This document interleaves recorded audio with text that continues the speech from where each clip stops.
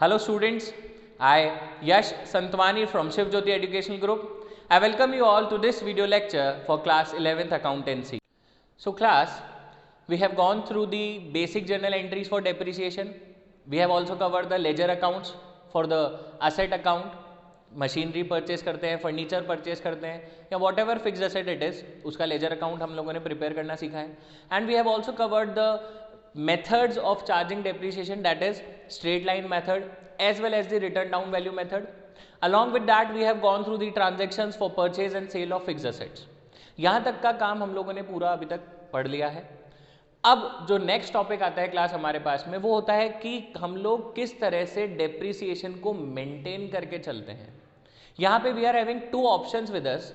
One is when provision for depreciation is not maintained and when provision for depreciation is maintained. You all are in class 11th, you were going through this accountancy for the very first time. तो provision for depreciation ये जो term है ये आपके पास में सबसे पहली बार आ रहा है, तो सबसे मेन बात आती है कि आपको इसका मीनिंग पता होना चाहिए. What do you mean by the term provision for depreciation? Class देखिए मैं आपको समझाता हूँ. मान लीजिए अभी हम प्रोविजन फॉर डेप्रिसिएशन मेंटेन नहीं कर रहे, we are not maintaining the system of provision for depreciation. तो हम लोग क्या कर रहे थे, basic accounting we are doing. Basic accounting in the sense whenever you are purchasing your assets, तो आप एंट्री कर रहे थे assets account debit to bank, assets account debit to bank. And whenever you are charging depreciation on this asset, what entries you are passing, वो कर रहे थे हम लोग depreciation account debit, depreciation account debit to assets. Is it clear? यानी कि हर साल का डेप्रिसिएशन हम हमारी फिक्स एसेट्स के ऊपर चार्ज कर रहे थे. उसका जो कंक्लूजन था वो क्या आ रहा था आपके पास में, वो देखिए आपकी जो एसेट्स हैं, जो भी आपकी फिक्स एसेट्स हैं, दे वर valuing on book values.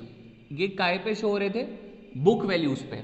For an example मान लीजिए आपने 10 लाख रुपीज की कोई एसेट परचेज करी है and you are charging depreciation at the rate of 10% per annum on SLM basis. अब आपने फर्स्ट ईयर उसको शो करा होगा eight the rate of rupees 10 lakh और उसके बाद में ईयर एंड में आपने उस पर डेप्रिसिएशन चार्ज करा for rupees 1 lakh by the rate of depreciation of 10%. उसके बाद में सेकेंड ईयर में आप उसको कितने रुपीज पे शो करेंगे, 9 लाख रुपीज पे. थर्ड ईयर में आप उसको कितने रुपीज पे शो करेंगे, 8 लाख रुपीज पे. विच मीन्स कि आपके लेजर अकाउंट में, आपके एसेट के लेजर अकाउंट में जो एसेट की वैल्यू शो हो रही है वो शो हो रही है आपको बुक वैल्यूज. बुक वैल्यूज का मतलब होता है कॉस्ट माइनस डेप्रिसिएशन. यानी कि हम हर साल का डेप्रिसिएशन माइनस करते जाते हैं और उसके बाद में जो बुक वैल्यूज आती हैं, at that particular book values we are showing are fixed assets. But if you are maintaining provision for depreciation, क्या होता है ये प्रोविजन फॉर डेप्रिसिएशन? इसका मतलब ये है क्लास कि हमारा जो हर साल लगने वाला डेप्रिसिएशन है ना, whatever depreciation you are charging every year on your fixed assets, आप उस डेप्रिसिएशन को एक अलग सेपरेट अकाउंट में कलेक्ट कर रहे हैं. यानी कि we are not charging depreciation, we are not charging every year depreciation on our fixed assets. In spite of that what we are doing is we are just calculating the amount of depreciation and we are collecting that particular depreciation in a separate ledger account which is named as provision for depreciation or you can say accumulated depreciation. क्या इसकी journal entries होती हैं, क्या इसका impact होता है वो देखते हैं. पहले एक बार जर्नल एंट्रीज देखेंगे फिर उसका इम्पैक्ट समझेंगे. ध्यान से देखिएगा class. Whenever you are purchasing your asset तब तो आपकी एंट्री सेम रहेंगी, that is assets account debit to bank. ये तो है ही सही हमारे पास में, assets account debit to bank. For an example अभी ये 10 लाख रुपीज का चल रहा है हमारे पास, it is of rupees 10 lakh. Now at the time of charging depreciation, यहां पर आपने क्या एंट्री करी थी, आप देखिए depreciation account debit to assets, which means you have decreased the value of your fixed asset by the amount of depreciation. But in this case the journal entry for charging depreciation will be depreciation account debit, ये तो debit होना ही है क्योंकि it is an expense for the firm, to provision for depreciation, to provision for depreciation account. By the amount of rupees 1 lakh. For an example अभी हमारा depreciation per annum का 1 lakh rupees चल रहा है। तो आप डिफरेंस समझिए क्लास, यहां पर आपने एसेट्स अकाउंट को क्रेडिट करा तो आपकी फिक्स एसेट्स की वैल्यू कम हो गई, but in this case you have credited the account by the name of by the name provision for depreciation. It means कि हम डेप्रिसिएशन चार्ज तो कर रहे हैं लेकिन हम उसको हमारी एसेट्स पे अप्लाई नहीं कर रहे अभी। उसकी जगह पे what you are doing is आप उसको एक सेपरेट लेजर में कलेक्ट कर रहे हैं जिसका नाम है प्रोविजन फॉर डेप्रिसिएशन, और you can say that you are creating a separate provision for charging the depreciation. इसका मतलब क्या होता है? इसका मतलब यह है कि आपका हर साल का जो डेप्रिसिएशन है ना वो इस अकाउंट में कलेक्ट होगा, प्रोविजन फॉर डेप्रिसिएशन अकाउंट में। अब बात यह आती है कि डज इट मीन्स कि हम इसको कभी भी फिक्स एसेट्स पे अप्लाई नहीं करेंगे? नहीं, ऐसा नहीं है class, because the depreciation you are collecting in this account is actually for the fix assets. उसको फिक्स एसेट्स पर ही चार्ज होना है, बट अभी हम उसको एसेट्स पे नहीं लगा के क्या कर रहे हैं, एक सेपरेट अकाउंट में कलेक्ट कर रहे हैं। अब ये इस अकाउंट से निकल के असेट अकाउंट के ऊपर कब अप्लाई होगा? In the two conditions, that is whenever you are selling your assets, जब आप अपनी एसेट्स को बेच रहे हैं, और whenever the time period of your assets और the life of your assets come to an end, यानी कि जब आपकी एसेट की लाइफ खत्म हो जाएगी तब, या फिर जब आप अपने एसेट को सेल कर रहे होंगे तब हम इस प्रोविजन फॉर डेप्रिसिएशन में से डेप्रिसिएशन को निकाल के हमारी असेट्स पर चार्ज कर देंगे।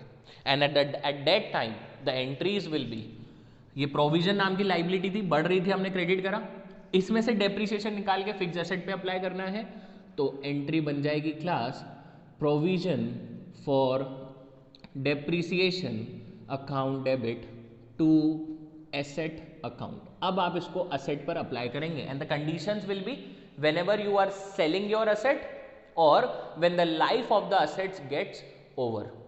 तो जितना भी डेप्रिसिएशन इसमें कलेक्ट हुआ होगा उतना टोटल डेप्रिसिएशन हम लोग उसको निकाल के हमारी फिक्स एसेट्स पे चार्ज कर देंगे। Am I clear? Now the question arises that why do we follow this kind of policy for maintaining the provision for depreciation account? ऐसा क्या रीजन होता है कि हमें प्रोविजन फॉर डेप्रिसिएशन मेंटेन करना होता है? तो आप एक बात को समझिए class, you are purchasing a fixed assets of rupees 10 lakh and if you are charging per annum depreciation on your fixed asset, तो आपकी असेट की जो वैल्यू है वो कहीं ना कहीं कम होती जा रही है कि नहीं है? पहले वो 10 लाख रुपीज पे शो हो रही थी, फिर वो 9 लाख पे आ गई, फिर 8 लाख पे आ गई, ऐसे करते करते उसकी वैल्यू जो है वो कम होती जा रही है। But if you are maintaining provision for depreciation, आप एक चीज नोट कीजिए, जब तक आपके एसेट सोल्ड आउट नहीं हो रही है तब तक क्या आपने अपनी एसेट को क्रेडिट करा? नहीं करा। इट मीन्स आपकी एसेट की वैल्यू बैलेंस शीट में कॉस्ट पर ही शो हो रही होगी, यानी कि 10 लाख रुपीज ही शो हो रही होगी। तो somewhere it attracts the users of balance sheet, जो हमारे बैलेंस शीट के यूजर्स होते हैं, या आप कह सकते हैं पब्लिक में एक इमेज, एक नॉर्मल इमेज को क्रिएट करता है वो कहीं ना कहीं। It is not the actual reason but you can take this thing, okay? क्यों? क्योंकि देखिए जो नॉर्मल यूजर्स होते हैं जिन्हें बैलेंस शीट की इतनी नॉलेज नहीं होती है, उन्हें देखकर ऐसा लगता है कि your company is having a very good amount of fixed assets, जबकि उसके अगेंस्ट में आपने लाइबिलिटीज में एक प्रोविजन मेंटेन करके रखा होता है। अगर एक्चुअल कैलकुलेशन देखें तो उस फिक्स्ड एसेट्स में से प्रोविजन लेस होगा और उसके बाद आपकी वैल्यूज आएंगी। But to a normal user it looks like that your company is having a very huge amount of fixed assets involved in it और invested in the business. This might be the reason for taking the provision for depreciation system in accounting, and there are many other reasons. We will be going through that also. Right now let's talk about the journal entries, let's talk about the accounting for depreciation when you are maintaining your provision for depreciation. Difference आप सभी ने देखा, एक बार वापस से देख लेते हैं। अगर हम प्रोविजन मेंटेन नहीं कर रहे हैं तो एंट्री क्या हुई? Asset account debit to bank for purchasing the asset, and then for charging the depreciation the entries were depreciation account debit to assets. But if you are maintaining provision for depreciation then the entries will be asset account debit to bank for purchasing the assets, and then it will be depreciation account debit to provision for depreciation for charging the depreciation to asset. Is it clear? हम लोग उसको asset पे नहीं लगा के provision for depreciation नाम के separate account में उसको कलेक्ट करते जा रहे हैं. And whenever the life of the assets get over और whenever you are selling your asset, तब आप उसको वहां से उठा के अपने असेट पे अप्लाई करेंगे. And the entry for that will be provision for depreciation account debit to asset account. अब क्लास हम देखते हैं लेजर पे क्या इंपैक्ट आता है. लेजर किस तरीके से प्रिपेयर होगा उसको देखते हैं हम लोग. ध्यान से देखिएगा. पहले मैं आपको लेजर शो करूंगा class whenever you are not maintaining your provision for depreciation. तो अगर आप प्रोविजन फॉर डेप्रिसिएशन मेंटेन नहीं कर रहे हैं या एक्यूमुलेटेड डेप्रिसिएशन मेंटेन नहीं कर रहे हैं, तो then you have to prepare a simple ledger account of your fixed asset.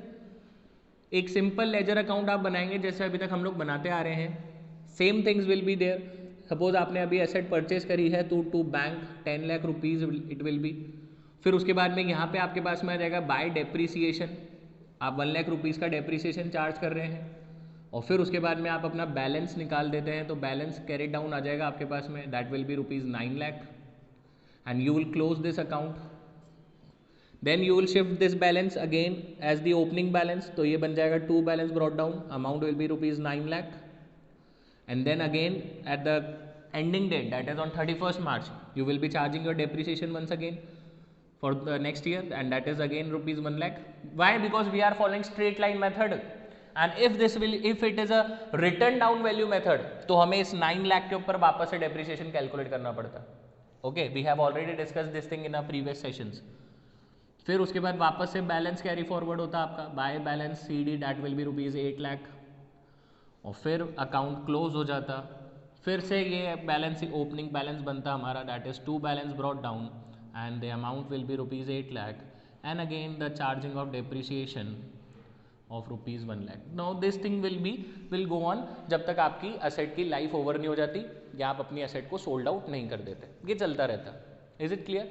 But if you are maintaining provision for depreciation, अगर आप प्रोविजन फॉर डेप्रिसिएशन मेंटेन करते हैं तो लेजर अकाउंट्स कैसे होंगे एक बार उसको देखते हैं हम लोग. देखिए आपके पास में अब दो लेजर आ जाएंगे. आप देख सकते हैं यहाँ पे एक तो असेट का लेजर आ रहा है और एक आ रहा है आपके पास में प्रोविजन फॉर डेप्रिसिएशन का. So you have to work on two different ledgers. एक तरफ हमें असेट अकाउंट का लेजर मेंटेन करना होगा और दूसरी तरफ हमें प्रोविजन फॉर डेप्रिसिएशन अकाउंट का लेजर मेंटेन करना होगा. Is it clear? Illustration number 16 from D K Goyal, illustration number 17, 18, यहाँ से आपके पास में प्रोविजन फॉर डेप्रिसिएशन के इलस्ट्रेशन जो है वो स्टार्ट हो रहे हैं. So I request you to go along with those illustration also जब आप इस वीडियो को देख रहे होंगे. ठीक है, स्टार्ट करते हैं क्लास. तो आपको दो लेजर मेंटेन करने हैं. One will be the asset account. एक तो आप अपना एसेट अकाउंट मेंटेन करेंगे और एक तरफ आप मेंटेन करेंगे class provision for depreciation account.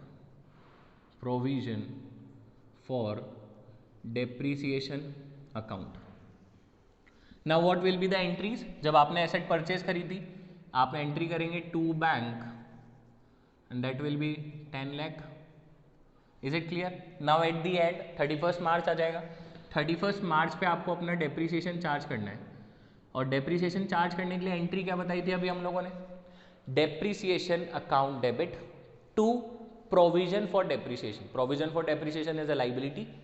बढ़ रहा है लाइबिलिटी आपके लिए, क्रेडिट कर देंगे उसको. तो प्रोविजन फॉर डेप्रिसिएशन के क्रेडिट कॉलम में यहाँ पर आपके पास आ जाएगा बाय डेप्रिसिएशन. आप समझिए डिफरेंस. जो बाय डेप्रिसिएशन इस असेट पर आ रहा था अब वो यहाँ से हट के किधर शिफ्ट हो गया है? इस प्रोविजन फॉर डेप्रिसिएशन पे शिफ्ट हो गया है. Is it clear? तो by depreciation rupees 1 lakh and then what we'll do is we just close the account, we just close the ledger accounts. यहाँ पे देखिए यहाँ पे हम लेजर अकाउंट क्लोज करेंगे तो ये 10 लाख ही शो होएगा और the balance will be by balance carried down and again it will be rupees 10 lakh. कोई चेंजेस नहीं आए हैं देखिए वैल्यू पे. कॉस्ट पे ही शो हो रहा है आपका लेजर. आपकी जो फिक्स एसेट है that is showing on the cost itself. यहाँ पे इसको क्लोज करेंगे क्लास हम लोग 31st मार्च पे इसको भी क्लोज करेंगे. तो to balance carried down and the amount will be rupees 1 lakh. Is it clear? This will become again the opening balance, liability है, ओपनिंग बैलेंस क्रेडिट कॉलम पर ही आएगा, बाय बैलेंस ब्रॉट डाउन। अभी इसका मतलब हो गया कि 1 लाख रुपीज़ का डेप्रिसिएशन चल रहा है, okay, on 1st of April. Similarly यहाँ पे 1st ऑफ अप्रैल पे ये वाला जो बैलेंस है वो कैरी फॉरवर्ड हो जाएगा to balance brought down for 10 lakh rupees. अब आप देखिए सेकेंड ईयर में टू बैलेंस ब्रॉट डाउन पे असेट की कॉस्ट चल रही 10 lakh and similarly we are having the provision for depreciation of rupees 1 lakh. तो इसका मतलब ये हो गया कि डेप्रिसिएशन चार्ज तो हो गया लेकिन वो असेट पर अप्लाई नहीं होकर कहाँ कलेक्ट हो रहा है, प्रोविजन फॉर डेप्रिसिएशन पे। Is it clear? Now again the ending date will come 31 March. तो यहाँ पे 31 मार्च पे वापस से डेप्रिसिएशन चार्ज करेंगे, that is by depreciation account. Suppose the amount is of rupees 1 lakh. इसको क्लोज करेंगे क्लास 31 मार्च पे। इस बार आ जाएगा आपके पास में to balance carried down and the amount will be rupees 2 lakh. Is it clear? ये क्लोज हो गया। वापस से ये 1 अप्रैल पे आके इसको ओपनिंग बैलेंस बना देंगे, that is by balance brought down 2 lakh rupees. अब ये 2 लाख हो गया, देखिए बढ़ के, पहले 1 लाख था बैलेंस, फिर वो और कलेक्ट हुआ, नेक्स्ट ईयर का भी उसमें कलेक्ट हो गया, अब उसका अमाउंट कितना हो गया 2 लाख रुपीज। यहाँ पे देखते हैं, इसको भी क्लोज करेंगे वापस 31 मार्च पे। तो बाय बैलेंस कैरी डाउन, और ये तो कोई चेंजेस नहीं शो होगा, 10 लाख पे ही शो होगा, ये आपकी एसेट जो है वो कॉस्ट पे शो हो रही है। 1 अप्रैल पे वापस to balance brought down and the amount will be rupees 10 lakh. Is it clear? Alright, आप देखिए कोई चेंजेस नहीं आ रहे, 10 लाख की वैल्यू ही शो हो रही है। 10 लाख पे परचेज करा था, ओपनिंग बैलेंस 10 लाख का हो गया नेक्स्ट ईयर, फिर वापस ओपनिंग बैलेंस 10 लाख का हो गया next year. There is no change in the value of the fixed asset. Why? Because we are not charging depreciation on our asset, we are just collecting the amount of depreciation in a separate ledger account that is named as provision for depreciation. आप देखिए यहाँ पे depreciation का amount बढ़ता जा रहा है। पहले it was 1 lakh rupees, opening balance was 1 lakh, फिर और बढ़ा है, अब उसका ओपनिंग बैलेंस 2 लाख हो गया। इस साल का डेप्रिसिएशन चार्ज कर देंगे तो ये 3 लाख हो जाएगा। ऐसे करते करते जब तक आपकी असेट सोल्ड आउट नहीं हो जाती, या फिर जब तक आपकी असेट की लाइफ खत्म नहीं हो जाती, तब तक हम इसमें डेप्रिसिएशन चार्ज करते जाएंगे। फॉर एन एग्जाम्पल, अभी हम मानते हैं कि हमारी असेट की लाइफ जो थी वो 2 लाख 2 ईयर्स की थी, या फिर आप बोल सकते हैं कि after 2 years we are selling our asset. तो आप क्या करेंगे, आप ये कलेक्टेड डेप्रिसिएशन निकाल के कहाँ पे चार्ज कर देंगे, अपनी एसेट अकाउंट पे।